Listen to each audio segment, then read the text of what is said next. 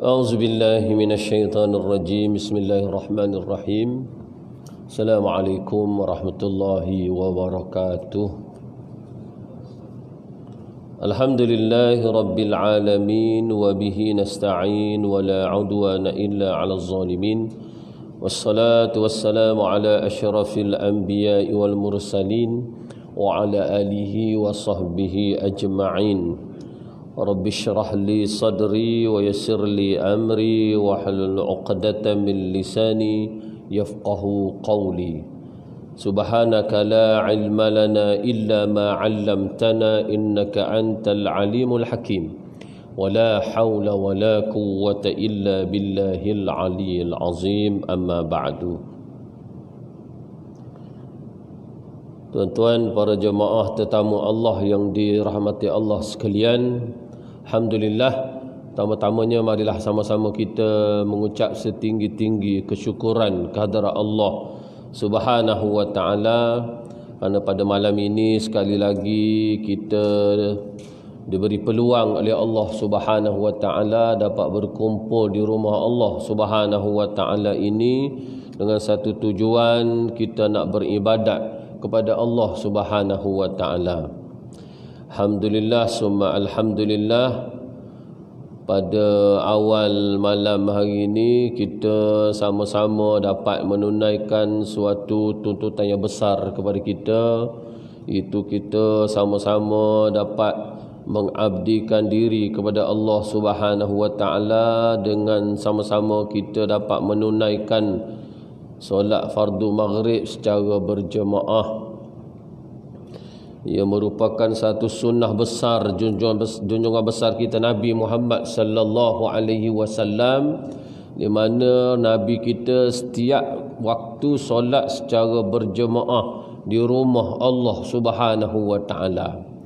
Jadi mudah-mudahan kita ni tergolong di kalangan orang yang mengikut sunnah besar Nabi Muhammad sallallahu alaihi wasallam. Bahkan bukan sahaja solat maghrib ni sahaja, insya-Allah tak lama lagi solat isyak dan 5 waktu kita dapat menunaikan secara berjemaah. Tuan-tuan sidang jemaah yang dirahmati Allah sekalian, malam ini sedar tak sedar dah 24 Februari bersamaan dengan 13 Rajab. Esok salah satu hari yang disunatkan kita berpuasa, hari putih nama dia kan. 13, 14, 15 setiap bulan disunatkan kita berpuasa, hari besar si Allah Subhanahu wa taala. Baik tuan-tuan para jemaah sekalian, kita sekarang ni kita semua umum kita ketahui kita dalam keadaan ketakutan kan, ancaman Covid. Kita sekarang dalam keadaan ketakutan, nak pergi mana-mana pun takut dijangkiti dengan Covid-19 ni kan. Susah nak datang masjid pun kena pakai mask, kena bawa sejadah sendiri, kena penjarakan. Sudah pastinya bila Allah Subhanahu wa taala bagi suatu ujian, kesusahan kepada manusia, kepada hamba Allah Subhanahu wa taala, Allah nak uji kita, nak naikkan darjat kita. Bukan saja-saja Allah buat begini, Allah nak naikkan darjat kita, terutamanya orang yang bertakwa kepada Allah Subhanahu wa taala. Mudah-mudahan di kalangan kita lah, dengan cara macam mana? Ya kita bersabar dengan ujian Allah begini. Kita terima dengan hati terbuka ujian Allah yang beri kepada kita ini. Mudah-mudahan yang ujian ini kita terima dengan kita bersabar, kita lalui kehidupan kita dengan cara yang terbaik, kita boleh buat ibadat kepada Allah Subhanahu wa taala dalam keadaan apa sekalipun. Dan terkini hari ini masih lagi tinggi kan, masih lagi 3,545 kan kes positif hari ini, tinggi lagi ya. Dan hari ini 24 hari bulan, mula negara kita di suntik dengan vaksin ni kita terima kan. Dan hari ini PM kita dengan Ketua Pengarah Kesihatan yang mulakan, dan ada nanti kita punya rakyat Malaysia yang turut sama nanti akan disuntik dengan vaksin. Jadi berbagai-bagai lah, ada yang anti vaksin, yang anti vaksin kan tak nak terima suntikan. Sebab apa tak nak terima? Macam-macam lah sebab apa. Terutamanya sebab apa? Takut mati, takut kena suntik, takut mati kan.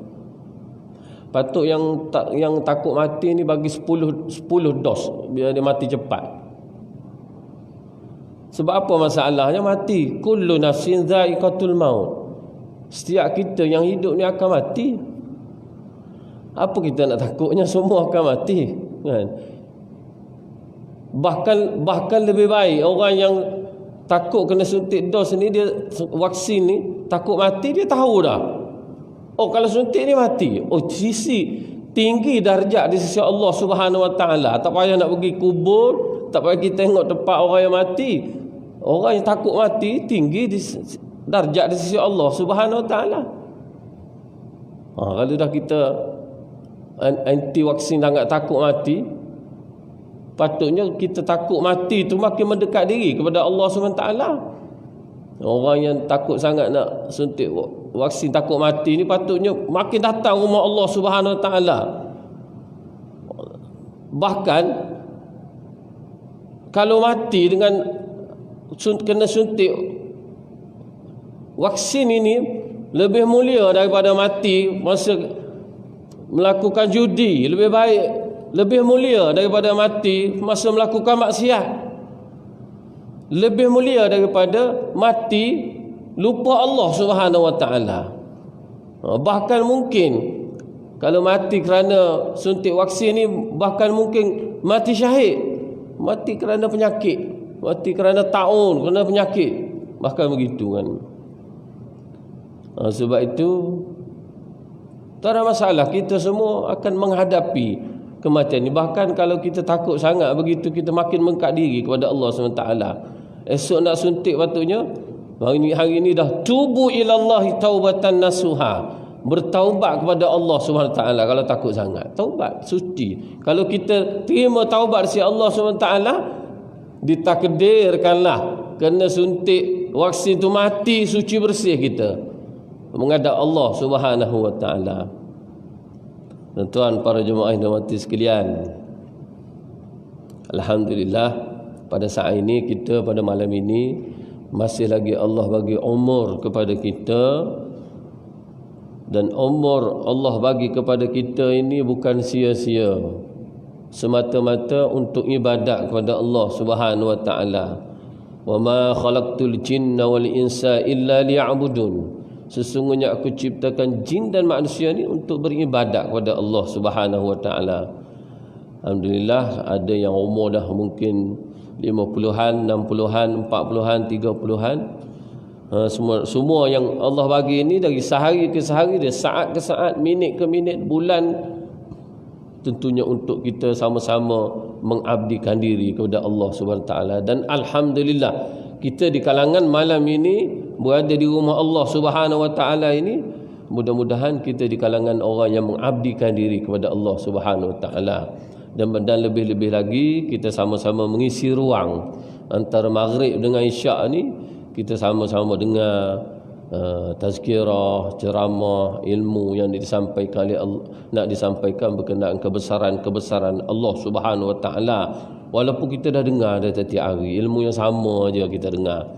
Mudah-mudahan memberi manfaat kepada kita.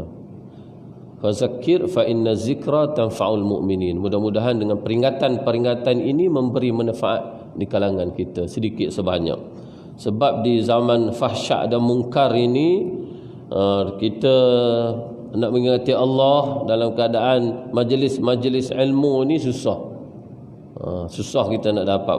Walaupun tempat-tempat pengajian banyak kan, alhamdulillah kita tiap-tiap malam ada.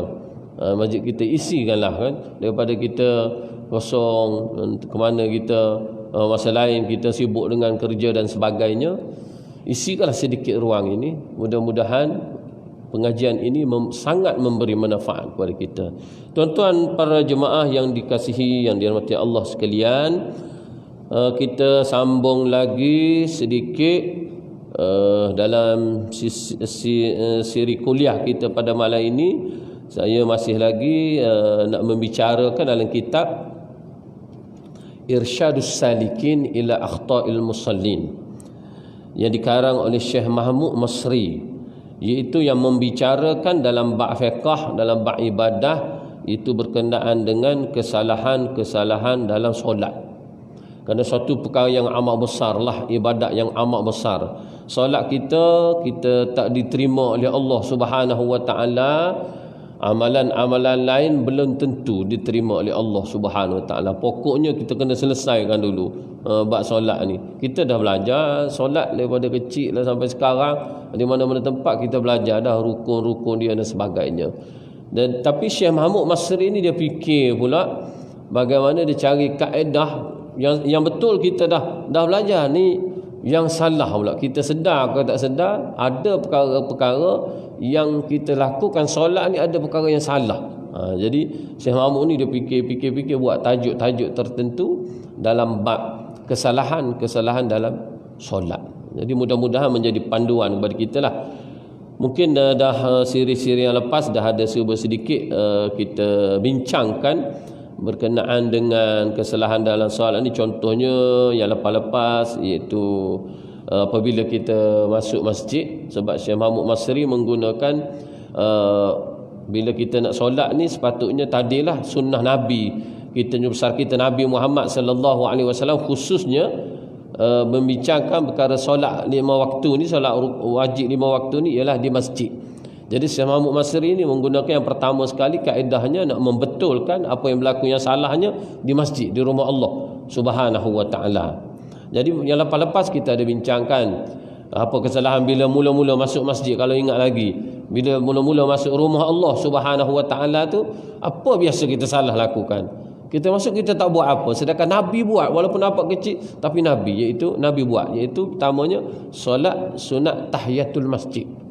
Itu sangat besar. Nabi sentiasa buat bila masuk masjid rumah Allah Subhanahu wa taala, tahiyatul masjid. Kenapa orang kita bila pergi Baitillahil Haram, bila pergi Mekah, Masjid Nabawi, Masjidil Haram, berlumba-lumba tak tinggal buat tahiyatul masjid ni, mesti buat tahiyatul masjid. Tetapi bila Baitillah yang ada di Malaysia dan dia ada mana-mana, bila masuk Baitillah ini rumah Allah SWT juga, di mana-mana ada seluruh dunia ni, tidak melaksanakan tahiyatul masjid. Itu suatu kesalahan sebenarnya. Kerana Nabi buat perkara itu. Dan ada lagi kita bincang yang lepas. Contohnya bila datang rumah Allah nak melaksanakan ibadat, datang dengan pakaian yang tak berapa elok, pakaian tak cantik, pakaian tak bersih, pakaian buruk. Itu suatu kesalahan. Sebab kita nak menghadap Allah SWT. Sebab itu paling selamat menghadap Allah SWT, khususnya solat fardu 5 waktu ni di masjid, di rumah Allah SWT. Sebab bila kita sembahyang solat di rumah sendiri, di tempat kita sendiri, kita mulalah tidak beradab dengan Allah Subhanahu wa taala. Contohnya pakaian-pakaian biasa-biasa je. Kadang-kadang pakai pakaian baju pun tak pakai. Pakai menutup aurat antara pusat dengan lutut aja. Nak menghadap Allah Subhanahu wa taala, tak malu dengan Allah taala. Biadab dengan Allah Subhanahu wa taala. Itu contohnya lah perkara-perkara yang jadi kesalahan sedar tak sedar ya. Jadi kita cuba perbaiki. Dah ada 2-3 tajuk dah kita bincang yang lepas. Jadi insya-Allah mudah-mudahan malam ni kita sambung lagi lah berkenaan dengan kesalahan dalam solat ni. Kata pengarang kitab ni dia bawa satu tajuk lagi, masih lagi di masjid, berkenaan dengan bangunan masjid. Dia bawa satu kesalahan berkenaan bangunan masjid, iaitu dia kata kesalahannya menghias masjid. Maksudnya macam mana menghias masjid jadi kesalahan? Melampau. Nabi tak menyuruh kita berhias masjid ni sampai melampau-lampau. Kita tengok sekarang ni orang buat masjid melampau-lampau kan. Sebab masjid kita ni taklah melampau-lampau. Kadang menara sahaja cukup tinggi. Nabi kata itu tanda akhir zaman. Berbanding-banding. Yang ni masjid sebelah 100 meter dia punya tinggi. Bila ada binaan baru, tak, masjid sebelah 100 meter kita buat 200 meter tinggi. Lagi hebat kita rasa kan. Nabi kata bina masjid bukan untuk itu. Bina masjid untuk memakmurkan. Cara memakmurkan, pertama-tama sekali dia punya menghidupkan ibadah di dalam masjid itu. Bukannya nak menghias melampau-lampau. Bila menghias melampau-lampau, kita akan rasa bermegah-megah, rasa takabur, rasa bermegah-megah dengan rumah Allah SWT. Sebab kalau beginilah berlakunya, maknanya kita akan sama seperti agama lain, membina kuil, membina gereja, mencantik-cantikkan, melampau-lampau. Yahudi melampau-lampau tempat ibadat dia. Sebab kita sekali-kali tidak sama. Orang Islam tidak sama dengan agama-agama lain. Zaman Nabi dulu buat, ialah zaman tu kan, dia buat pelepah tamar supaya orang boleh sujud kepada Allah Subhanahu Wa Taala. Bila disambung oleh Sayyidina Abu Bakar, bila disambung oleh Sayyidina Umar Al-Khattab, bila nak membesarkan Masjid Nabawi itu, dia pesan kepada sahabat-sahabat lain supaya dilindungi kepanasan tu saja. Dilindungi dengan kepanasan. Bukan nak sampai. Tapi kita sekadar yang keadaan sekarang lah. Kita buat rumah Allah Subhanahu Wa Taala ni untuk kita selesa ibadat kepada Allah. Sebab itu aircon, kemudahan begitu, kapet, kemudahan tidak melampau-lampau. Supaya kita duduk dalam keadaan aircon ni rasa selesa kita buat ibadat kepada Allah Subhanahu Wa Taala. Ada kapet yang cantik supaya kita selesa buat ibadat kepada Allah Subhanahu Wa Taala. Jangan sampai hiasan-hiasan berkerawang sampai kita orang datang bila solat tu, bila Allahu Akbar duk perhati kan hiasan-hiasan, duk baca hiasan. Allah sujud ada sujud dah sampai salam duk baca hiasan-hiasan tu. Jadi bukan begitu. Kata pengarang kitab ni, dia kata sesungguhnya sunnah dalam membangunkan masjid adalah sederhana dan tidak berlebih-lebihan.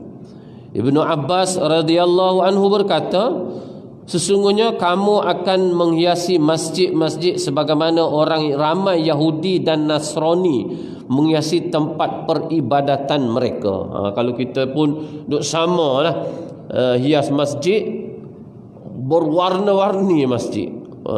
Seperti orang Yahudi dan Nasrani lah. Ada kan? Ada. Sebab tu kadang berhati-hatilah kita yang nak bina rumah Allah Subhanahu Wa Taala ini, buat seperti sunnah Nabi sallallahu alaihi wasallam. Biar masjid tak cantik tetapi orang ramai memakmurkan datang masjid. Tak guna masjid cantik besar-besar tapi yang datang berapa ramai aja. Ini nak menghidupkan rumah Allah Subhanahu Wa Taala. Nabi lebih suka umat dia nanti bina rumah Allah Subhanahu Wa Taala ni yang penghuninya ramai, bukan yang bangunannya yang cantik. Itu yang daripada Nabi sallallahu alaihi wasallam. Baik. Kata pengarang kitab ni lagi, alasan yang tampak jelas dari pelarangan tersebut adalah timbulnya fitnah bagi manusia dan hanya akan menyibukkan mereka dalam solat. Dia lebih kepada timbul fitnah daripada nak solat. Lebih sibuk nak menghiaskan, lebih nak membandingkan. Itu masalah juga. Tengok tempat lain ini, kita lebih lagi, lebih nak rasa megah kan, rasa lebih bermegah begitu. Padahal di sisi Allah SWT nya tidak begitu. Di sisi Allah SWT nya supaya makmurkan. Makmur tu artinya hidupkan dengan ibadat-ibadat Allah SWT. Berbagai-bagailah kita boleh hidupkan masjid ni, rumah Allah SWT ni. Tapi sekarang kebanyakanlah masjid-masjid yang besar-besar, cantik-cantik, hanya satu ibadat aja kita makmurkan. Itu hanya solat Jumaah lima waktu itu saja. Kadang-kadang tak sampai 5 waktu. Ada rumah Allah dibina cantik 2 waktu aja. Maghrib dengan Isyak aja. Subuh tak ada, Zuhur tak ada, Asar tak ada. Malanglah akhir zaman ya.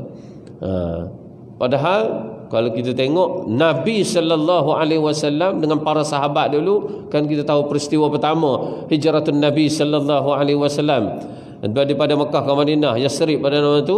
Mula-mula sekali sampai Masjid Quba. Sebelum sampai di Madinah tu, sampai di perkampungan Quba tu, bina Masjid Quba dulu. Lepas tu sampai di Madinah, bina Masjid Nabawi di Madinah, dan pusat pentadbiran, pusat ibadat dan segala-galanya di situ. Buat semua sekali di situ. Tapi kita sekarang jadi asing-asing dah.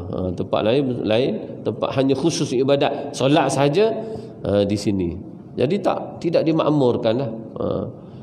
Orang dah dalam rumah Allah SWT ni, orang tak baca Quran dah sepanjang masa, hanya masa-masa tertentu sahaja.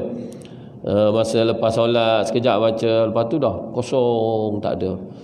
Sehinggakan masjid terpaksa dikunci. Kosong, tak ada, masjid terpaksa dikuncikan.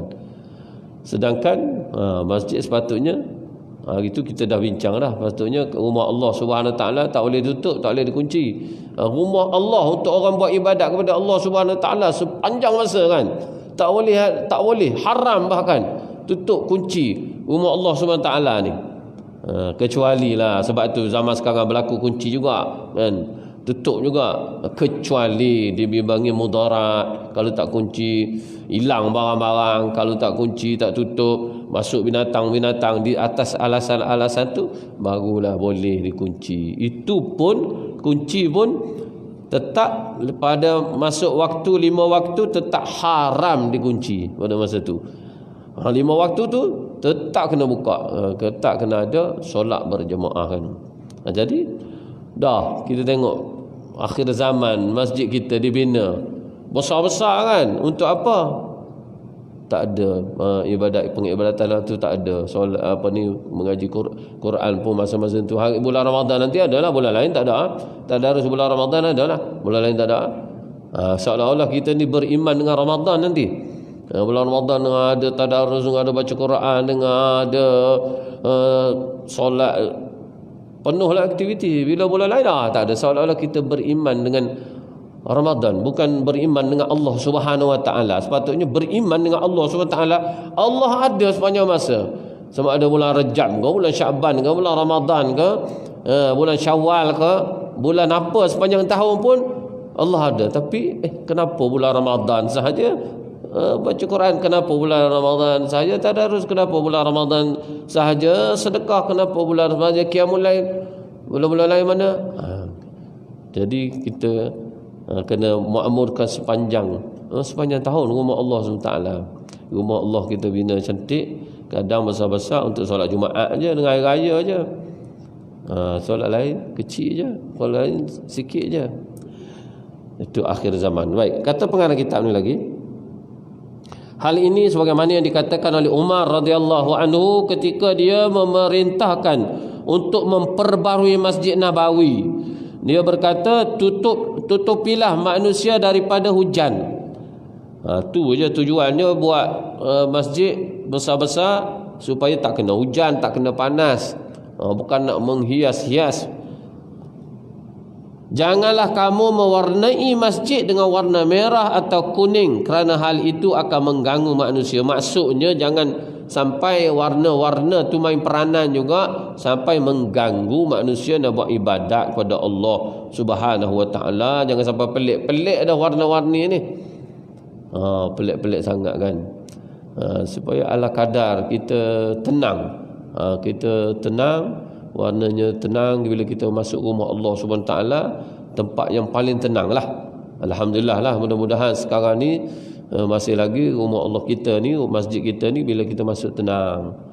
Bila keluar saja dah tak berapa nak tenang dah kan. Bila ada rumah Allah masuk dalam ni, tenang tak tuan-tuan? Tenang lah. Tenang.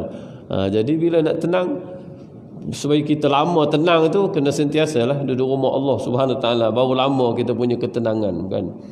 Ada orang yang tak tenang rasanya. Kalau nak tenang lagi, kalau ada peluang nanti pergi Baitillah Haram, pergi Masjid Nabawi. Tanyalah orang yang pernah pergi dah. Tenang. Tenang, nak pergi lagi, nak ketenangan, nak buat ibadat, nak ketenangan. Okey. Baik.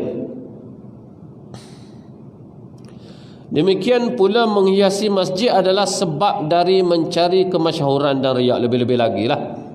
Lebih-lebih lagi lah, ditolak dah banyak dah terjadi demikian. Buat masjid, masjid untuk mencari kemasyhuran, rasa hebat. Oh, masjid kita lah yang masjid paling besar sekali. Oh, di Malaysia ni masjid kita lah besar, bukan kita rasa hebat. Oh, masjid kita lah paling ramai sekali yang hadir subuh dan penuh seperti di Jumaat. Tak, kita duk rasa hebat kerana besar masjid kita. Oh, kerana cantik dia punya ni, yang terkini dia punya binaan. Jangan jadi macam tu. Jadi Nabi larang ya. Oleh kerana itu Rasulullah sallallahu alaihi wasallam bersabda, la taqumus sa'ah hatta yatabahan nasu fil masajid. Iaitu hari kiamat tidak akan terjadi sehingga manusia saling berbangga-bangga dengan bangunan masjid. Dah dekat dah ni, tuan-tuan. Kalau ikut hadis Nabi ni, Nabi kata maknanya tak akan jadi kiamat kalau tak ada lagi manusia yang buat masjid bangga-bangga. Rasanya sekarang ni dah banyak sangat dah buat masjid berbangga-bangga. Makna dekat sangat dah dengan kiamat kita. Bahkan banyak lagi lah tanda-tanda lain. Ini salah satu tanda-tanda ni. Buat masjid untuk berbangga-bangga. Ada masjid buat menara saja, menara masjid sampai hampir juta buat menara saja. Buat menara kan tinggi, cantik, binaan, kos dia juta. Masya-Allah. Juta. Apa kata kita ambil yang sejuta tu bagi kat fakir miskin kan.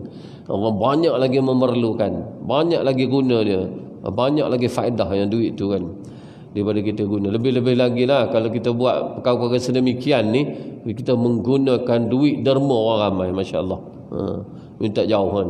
Lebih-lebih lagi sebab kita derma untuk biasanya kita nak memakmur, nak supaya kemudahan-kemudahan yang asas yang mesti ada, yang tu kita nak supaya pahala kita sentiasa. Dermalah kat rumah Allah, kat masjid ni. Sebab ni kapek beli ni orang duk guna, setiap orang sujud di atas masjid ni dapat pahala saham kita sama. Tiap simen bangunan yang buat ni dapat saham sampai berterusan kan, sampai berterusan. Kalau kita mudah berbelanja tempat lain, pergi tempat lain kan, kita mudah berbelanja, pergi shopping kan, RM50, 100, 200, alah sikit sangat sekarang ni. Kita pergi shopping sikit sangat. Kita pun ringankanlah tangan kita untuk kita berbelanja rumah Allah Subhanahu Wa Taala yang kita nak terima di akhirat nanti. Yang tu yang kita nak terima di akhirat nanti, akan tolong kita di akhirat nanti. Dan salah satu ibadat yang sangat mudah kita laksanakan dibandingkan ibadat lain. Solat kita malas, nak bangun qiyamul lail malam malas, perlukan tenaga, perlukan kekuatan, perlukan mental sangat kuat, susah. Nak baca Quran, Allah tak pandai lah, tak mengaji daripada dulu, baru nak belajar baca Quran. Nak selawat, nak istighfar, malas. Dan satu ibadat yang sangat mudah, nilainya sangat tinggi si Allah Subhanahu Wa Taala, sedekah. Sangat tinggi nilai si Allah Subhanahu Wa Taala, sedekah. Biar jadi budaya kita, datang rumah Allah bawa duit. Orang tak bawa duit, datang rumah Allah Taala ni bawa duit, datang rumah Allah Taala. Jadikan budaya kita, datang masuk tabur, nak tabur. Sekurang-kurangnya lah, kalau tak boleh tiap-tiap hari, sekurang-kurangnya hari Jumaat tu lah, sekurang-kurangnya. Setiap kali datang Jumaat tu bagilah. Bagilah. Patutnya bagi ikut kemampuan. Patutnya ikut gaji tu. Kalau gaji RM10,000, takkan bagi RM1 kan. Dia ikut gaji Allah bagi rezeki tu. Kena ikut gaji. Kalau RM10,000 ke atas, sekurang-kurangnya 100 lah seminggu. Kalau RM5,000, bolehlah 50 kan. RM3,000 RM10, RM2,000 RM5, Yang RM1 tu untuk gaji RM1,000 ke bawah. Bukan yang gaji RM10,000 pun RM1, gaji RM5,000 pun RM1. Tersalah tu. Kita kena ubah dah. Kena ubah. Barulah kita nak di akhirat, baru Allah bagi keberkatan dan rezeki kita. Itulah satu amalan yang sangat mudah. Gunalah amalan ni sebelum kita mati nanti. Sebab bila kita mati, orang yang mati minta supaya Allah hidup balik, amalan apa yang dia nak buat? Malah sedekah dia nak buat. Itu amalan yang cukup senang. Dan sebab cerita ni senang, sebab kita orang Malaysia, saya tak bercerita kepada orang Syria, saya tak bercerita kepada orang Palestin, saya tak cerita kepada orang Myanmar, saya cerita kepada orang Malaysia. Sebab orang Malaysia mampu, ada gaji lebih-lebih lagi ni yang ada ni, yang berkerjaya ada gaji ni kan. Guna, sayang ni tuan-tuan, kalau kita tak guna peluang ni sayang. Ni peluang Allah bagi kita masih hidup ni.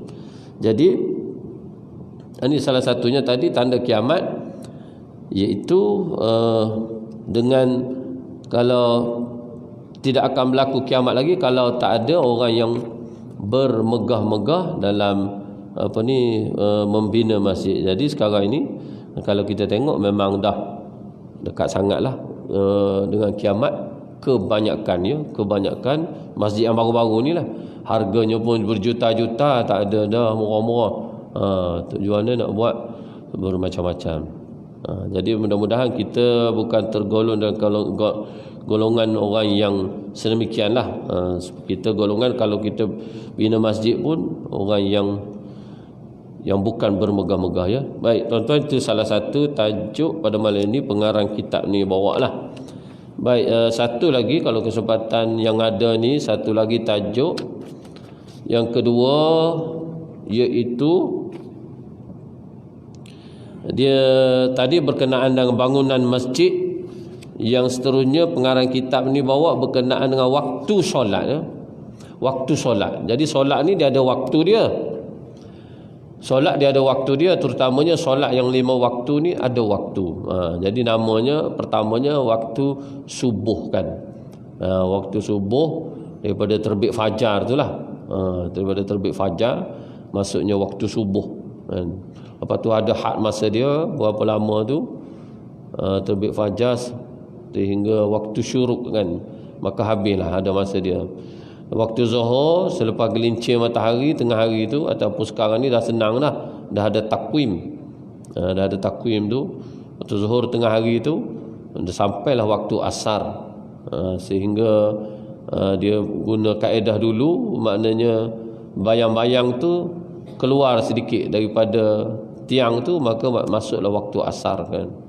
Sehinggalah waktu asar tu jatuhnya matahari, masuklah waktu maghrib. Dan waktu maghrib sampailah hilang semua sinar tu di cahaya di ufuk tu, maka masuklah waktu isyak. Dulu dia guna kaedah tu lah, sekarang dah ada ilmu falak dah buat, senang dah. Jadi ada masa-masa juga, dan ada juga masa-masa yang diharamkan solat. Ada waktu-waktu masa yang diharamkan solat, terutamanya iaitu solat sunat ya. Jadi mudah-mudahan sekadar itu sahaja dahulu. InsyaAllah di kesempatan masa akan datang kita akan sambung lagi dalam tajuk kita ini, Irsyadus Salikin ila Akhta'il Musalli. Wallahu a'lam. A'udzubillahi minasyaitonirrajim. Bismillahirrahmanirrahim. Alhamdulillahi rabbil alamin, wassalatu wassalamu ala asyrafil anbiya'i wal mursalin wa ala alihi wa sahbihi ajma'in. Allahumma ja'alna minan najihin, Allahumma ja'alna minas salimin, Allahumma ja'alna minas syakirin, Allahumma ja'alna minat tawabin, Allahumma ja'alna min ibadikas salihin. Allahumma ja'al jam'ana haza jam'an marhuma wa tafarqana min ba'dihi tafarqan ma'suma. Wa rabbana zalamna anfusana wa illam taghfir lana wa tarhamna lanakunanna minal khasirin. Rabbana atina fid dunya hasanah wa fil akhirati hasanah wa qina azaban nar. Wa sallallahu ala sayidina Muhammad wa ala alihi wa sahbihi wasallam. Walhamdulillahi rabbil alamin.